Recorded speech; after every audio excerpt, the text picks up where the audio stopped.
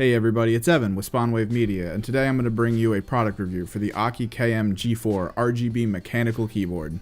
The fine people over at Aukey saw fit that we should test it out, and John, who received it, actually decided that since I am the SpawnWave Media resident hardcore PC gamer, that I should be the one to take a crack at this thing. And stick around, I'll let you know how to put your name into the hat because we will be doing a drawing for who gets this actual keyboard. Now when it comes to keyboards for the past, I guess, decade, I've been kind of stuck with just one. It's the Razer Arctosa. Mine is the R030026 model. Now this type of keyboard is extremely bare bones. There's no lighting to it, not even basic backlight.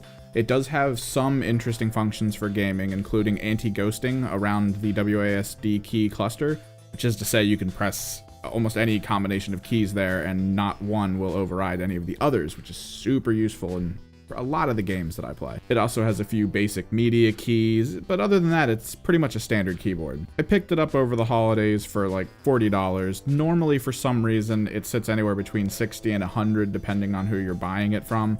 I don't see it as worth that much, but, you know, 40 bucks was perfectly fine. So for me, it was an interesting jump to go from this sort of middle-of-the-range keyboard that has some basic gaming function to it, to this more flashy kind of keyboard. I mean, it doesn't have all the bells and whistles like, let's say, a Logitech G510, but it does cover some of the more basic requirements of a media keyboard. It has the function-based media keys, as well as the ability to lock your Windows button so you don't accidentally tap that in the middle of something important.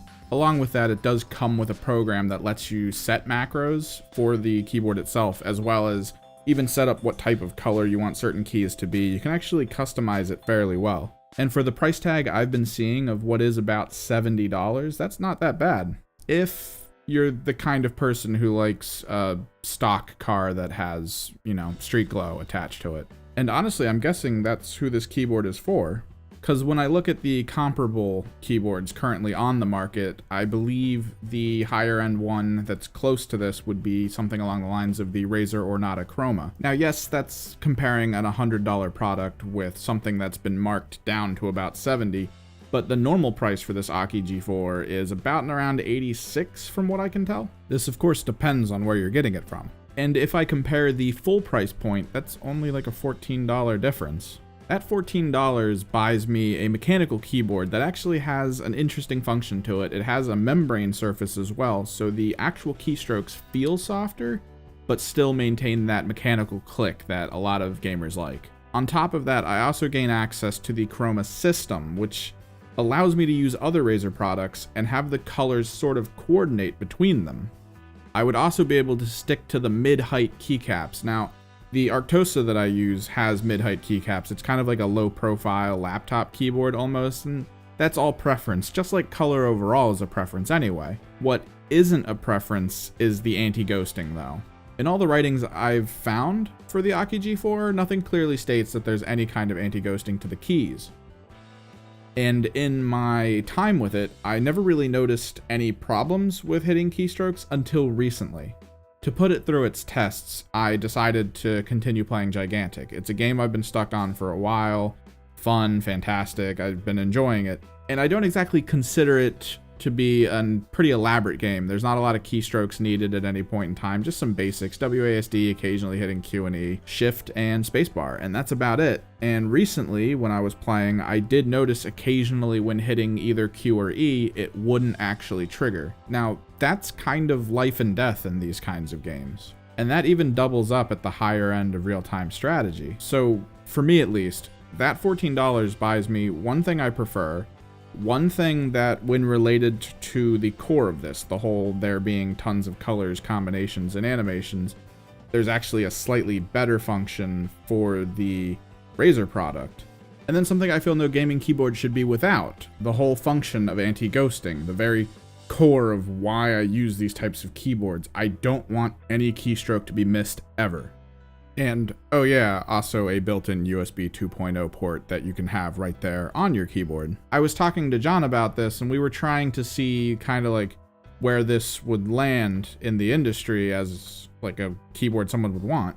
John brought up maybe it's for like an office system where you want a lit keyboard, you're kind of cool with the animations, but mostly it's about the lighting so you can see in like a darker room or something. And you're just not that worried about keystrokes being read in different combinations. Well, looking into the price point for that, the Aukey being on sale for $70, there's also a backlit version of the Razer Ornata that's also $70. It doesn't have all the animations, of course. It doesn't have all the cool little pulsing lights, but it is backlit and it already still has all the better functions, and it's at the same price. And if the sale on both of these things ended, I don't know, tomorrow, you're still looking at an Aukey for about $86, and you have the Razer Ornata for a slightly lower $80. Now, John and I hoped when we originally got our hands on this thing that it would be a pretty good economical keyboard, even on like a lower end gaming side of things, but I don't know.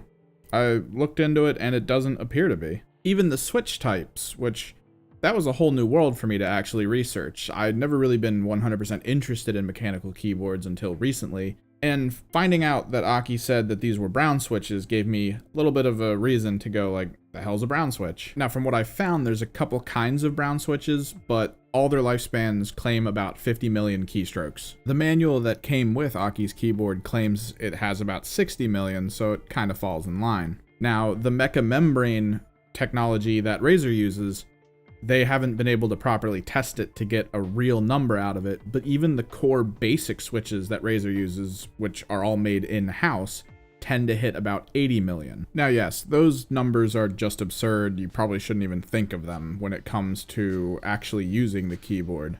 And really, the only big difference where Aukey sort of has it over the top of the Razer products is its warranty. Most Razer products are only 1 year. Aukey actually comes with 2. But like I said, I have been using an Arctosa for close to 10 years. So I feel like on both sides of this, the warranty is almost something that really doesn't matter.